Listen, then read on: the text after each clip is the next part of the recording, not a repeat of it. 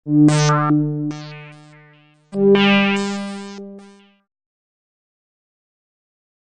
tecnologia i innovació són els motors bàsics per al progrés de la societat i d'un país, i Catalunya necessita avançar en aquestes àrees.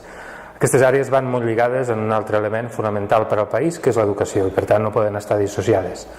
Des del punt de vista de l'educació necessitem conèixer què es fa en el món científic, què es fa en el món tecnològic i com podem crear un espírit emprenedor entre la gent que formem.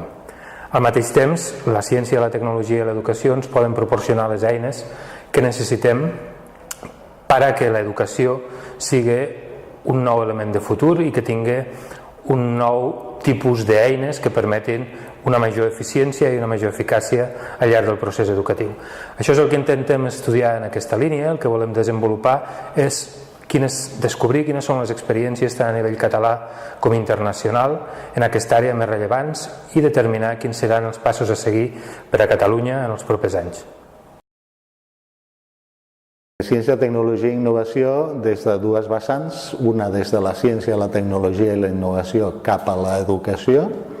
i una altra és com afecta l'educació a la ciència, a la tecnologia i a la innovació. Bàsicament el grup de treball el que pretén és això, és veure quina educació donem i com aquesta educació porta cap a una societat que té una cultura de ciència, de tecnologia i d'innovació. I l'altre vessant és just el contrari, és com afecta els descobriments científics, tot el món tecnològic, els avanços tecnològics i tota la innovació, i com aquesta ciència, tecnologia i innovació té un impacte positiu en l'educació. Lo que estamos intentando nosotros,